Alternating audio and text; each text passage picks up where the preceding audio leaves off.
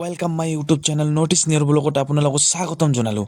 পুৱাই উঠি চাহ বিস্কুট খাই কিনে তামোল চামোল খাই আছোঁ। ভোগালী বিহুলৈ আপোনালোকক শুভেচ্ছা জনালোঁ। আৰু ইপিনে মই নাৰিকল কাটি আছোঁ, যিহেতু নাৰিকলৰ লাড়ু বনাব আজি আমাৰ ঘৰত। আৰু ইপিনে আমাৰ মা পুৰা গুড়া ভুকাই আছে পিঠা বনাবৰ কাৰণে। আৰু ইপিনে মই ভেলাঘৰ ৰেডি, আৰু এইপিনে আমাৰ দেউতা অলপ ভেলাঘৰ বা মেজিক ঘৰো বুলি কোৱা হয়। এইখিনি ঠাইত আমি প্ৰত্যেক বছৰে ভেলাঘৰ বনাওঁ।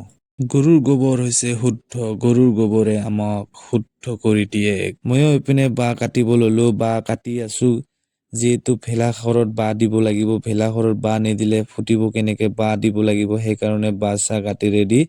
এনেকৈ আৰু সৰু মৰু কৰি ভেলাঘৰ বনাওঁ। ভেলাঘৰ নবনালে ভোগালী বিহুটো পুৰা আধৰুৱা যেন লাগে।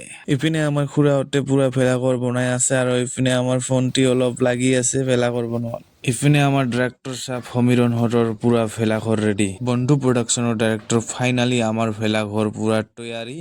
এনেকৈ আমাৰ ভেলাঘৰটো সজোৱা হ'ল। ৰাইজ কেনেকুৱা পালি? কোনে কোনে এনেকুৱা ডিজাইনৰ ভেলাঘৰ বনাই গাইজ মোক কমেণ্ট কৰি জনাবচোন। মোক ভাল লাগিব যিহেতু এনেকুৱা ভেলাঘৰ কোনে কোনে বনায়। ইপিনে নাৰিকল ৰুকি লৈছে, আৰু ইপিনে পিঠা বনাই আছে। ভিডিঅ'টো ভাল লাগিলে ছাবস্ক্ৰাইব কৰিব, শ্বেয়াৰ কৰিব, কমেণ্ট কৰিব, লাইক কৰিবলৈ নাপাহৰিব। ধন্যবাদ।